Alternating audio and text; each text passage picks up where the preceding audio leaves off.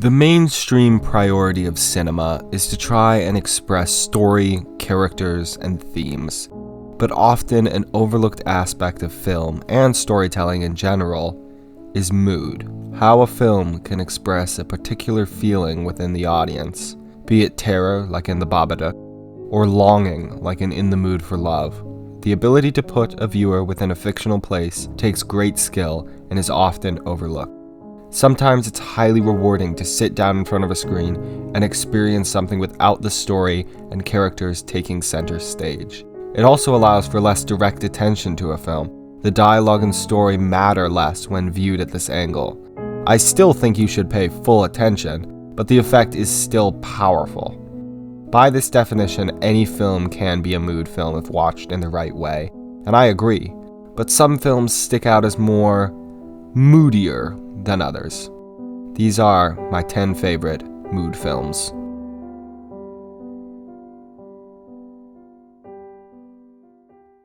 Number 10, The Wind Rises, directed by Hayao Miyazaki. Remember this, Japanese boy. Airplanes are not tools for war. They are not for making money. Airplanes are beautiful dreams. Engineers turn dreams into reality. Imagine soaring above the earth, feeling the wind in your hair, watching the world go by beneath you. Now imagine a stuffy workroom filled with papers covered with notes and designs. The Wind Rises takes fantasy and bitter reality and crosses them together, leading to an experience that feels both tactile and ethereal. Joe Hisashi's score is full of slice-of-life energy and roaring wartime wonder. Coming in at 126 minutes, The Wind Rises is the second longest Miyazaki film, which allows for even more expression of its world. The longer runtime also allows for a slower plot with less action and quieter moments. The gorgeous animation results in visuals that are beautiful and grounded in reality. The movement in this film is so soft and satisfying. Even when terrible things are happening, there is always a piece of the animation to find comfort in. While I do prefer other Miyazaki films, namely Princess Mononoke, which just missed this list, none of them compare in terms of mood or effect to The Wind Rises. Number 9, La Dolce Vita, directed by Federico Fellini.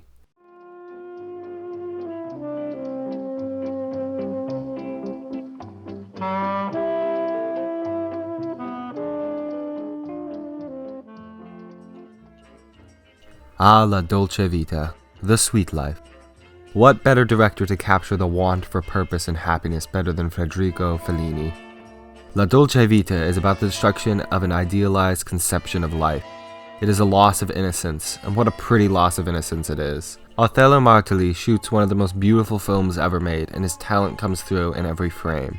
The emptiness of life isn't a very uplifting theme, but when paired with the beautiful cinematography, it makes the film outstandingly enjoyable. The scenes of musical frivolity are energetic and soulful. La Dolce Vita is composed of a bunch of different moments following Marcello as he wanders around Rome. This allows for both a passive or active viewing experience depending on how you want to watch it. The patchwork style of the story also leaves the film with less stakes and tension, perfect to just sit in the mood. Number 8, Blade Runner, directed by Ridley Scott.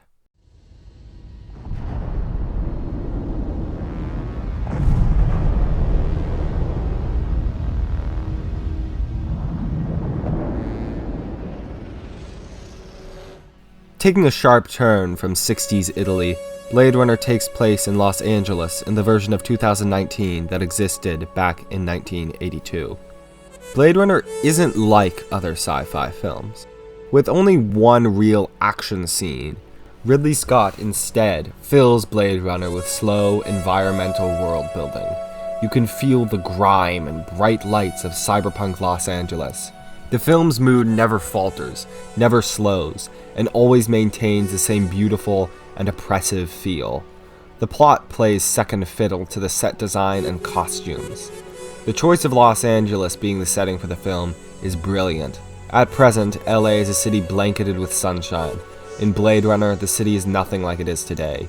It has become a blend of Tokyo, New York, and a wasteland of glittering industry. Everything in Blade Runner is tactile. Everything feels real, Vangelis's score is utterly incredible, and is probably my favorite part of the entire film. It truly encapsulates what the world of Blade Runner is in all its techno-noir, cyberpunk glory. Blade Runner is brilliant, but it can also just be enjoyed by basking in its lights and sound. Number 7. The Fantastic Mr. Fox, directed by Wes Anderson. Your friends ever talk about it? Of course. In fact, Rabbit's ex-girlfriend just said to me last week, I should read Foxy's column, but they don't get the Gazette. Ash, let's get cracking. Why would they? It's a rag sheet. I'm sick. You're not sick. I have a temperature. You don't have a temperature. I don't want to go. Hurry up, you're gonna be late. I love the way you handle that. Wes Anderson, the director that can only be described as Wes Anderson. Fantastic Mr. Fox is the most Wes Anderson film of Wes Anderson's extremely Wes Anderson career. There is nothing that compares to the whimsy and charm of the Fantastic Mr. Fox. As usual, the color palette and shot composition are completely breathtaking. The attention to detail is some of the best in all of cinema. The stop-motion animation makes everything seem real, like you could reach out and touch it. Unlike most animated films, The Fantastic Mr. Fox is real. Everything in the frame is real. The sound design in this film is amazing, and it is so satisfying just to listen to. Alexandre Desplat's score perfectly captures the world and Wes Anderson's style. The line delivery is the classic Wes Anderson style of perfection. You're supposed to be my lab partner. I am. No, you're not. You're disloyal. The Fantastic Mr. Fox is a film that is fully constructed in front of you and feels like it takes place in a world all unto itself. Number 6. Dreams, directed by Akira Kurosawa. Is it cheating to put a film on this list that is composed of just several different unrelated stories? No, because Dreams is a trip into what makes Akira Kurosawa's films so beautiful. Soji Edoa and Takiko Saito compose each dream with such different but always stunning visuals. Akira Kurosawa paints a colorful invasion for the eyes. Based on Kurosawa's own dreams, the surreal accuracy is strange and wonderful. Colors are the soul of this movie, and Kurosawa uses each of them very effectively. Subjects like life, death, art, and traditions are brought up in each of the sections, and are apparent even through the visuals.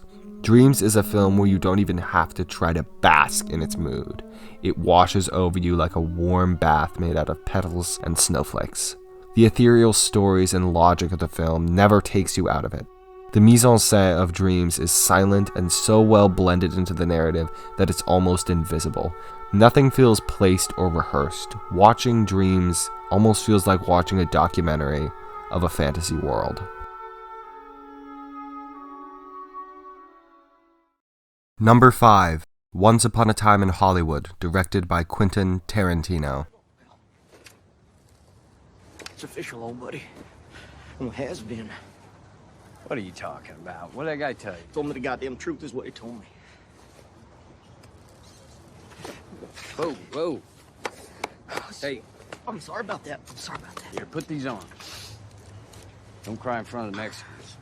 Now pulling away from Kurosawa's artistic masterpiece, we have a film all about living for a few hours in 60s Hollywood. Once Upon a Time in Hollywood is just a fun experience. The charm and likability of the characters make sure you're on board the whole time. Every scene has something fun and unique about it. The mood of this film is chill and cool vibes with a dash of melancholy and blood. Barbara Ling and the rest of the production design team are the real heroes of this film, capturing and recreating such a nostalgic and beautiful version of 60s Hollywood. The soundtrack also works wonders, the songs perfectly painting a picture of both the time and the place. Akin to La Dolce Vita, Once Upon a Time in Hollywood can be viewed both actively and passively. The film moves at a fast pace 1 second, and the next it just sits back and relaxes. Number 4. A Brighter Summer Day, directed by Edward Yang. 如果我是男生，我一定会喜欢当兵。为什么你们男生都怕当兵呢？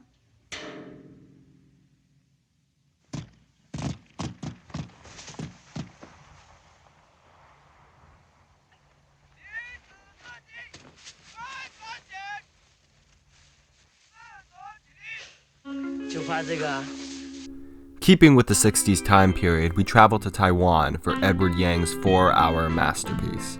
A Brighter Summer Day lives in quiet moments. Most of the film was without action, though it still has murder, betrayal, and moral corruption. We've seen countless versions of this story before, the good kid corrupted by the magnetic pull of a dangerous influence. But this is where A Brighter Summer Day's large runtime pays off. The spiral towards tragedy never stretches credibility, because Edward Yang takes the time to let it occur naturally, showing us each factor that contributes to his slow transformation into a monster. Every piece of the environment works together to tell the story. Even the violent and shocking moments feel grounded and restrained. Every action in the film is shot in the same way, subconsciously linking every moment together. I've watched bits and pieces of this film from time to time, and I've often had it on in the background while working on other things. Just catching the beautiful cinematography out of the corner of my eye instantly transports me into the film. A Brighter Summer Day is one of the best films of all time when it comes to placing you in a world that feels real and true to life. Edward Yang doesn't pick and choose which moments of his characters' lives are important, because every moment is important. Bowen Chen's invisible editing ties the entire film together, making the 4 hours creep by without you realizing. A Brighter Summer Day is a film that almost exists outside of time, radiating its mood whenever it is played.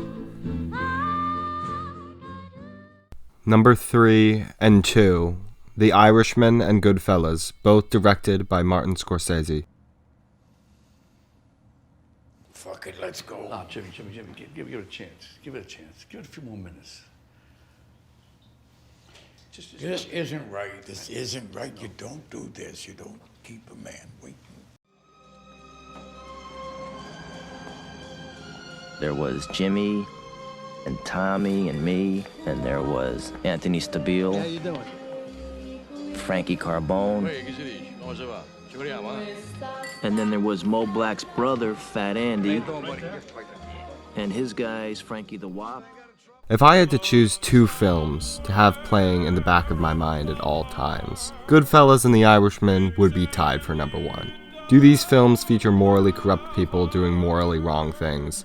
Yes, but when it comes to making mob life criminally entertaining, Martin Scorsese is the GOAT. Critics of Scorsese often say that he makes the same film over and over again, which, for the record, he doesn't. Honestly, if I had 1,000 films exactly like Goodfellas and The Irishman, I would be perfectly happy. The vibe that these films convey is one of pure Americana. Martin Scorsese captures an era in American history by focusing on organized crime. Quentin Tarantino might be great at it, but when it comes to needle drops, nothing compares to Scorsese. The soundtracks of these films tell a story completely on their own. Thelma Schumacher's award-winning editing is the core of these films, connecting both narrative and mood perfectly. The production design of both of these movies is immaculate, especially with The Irishman. Every frame screams 50s, 60s, 70s. You could take every piece of dialogue out of the films, and you would still be left with an enjoyable experience. The mood carry these films all on their own.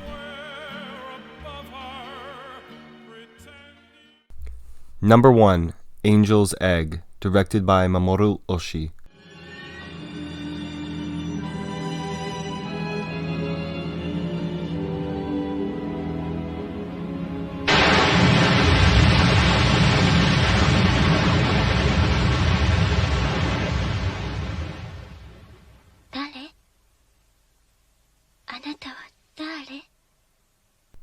What better way to end this list than with a film that transcends meaning and reality while also staying within a basic narrative structure?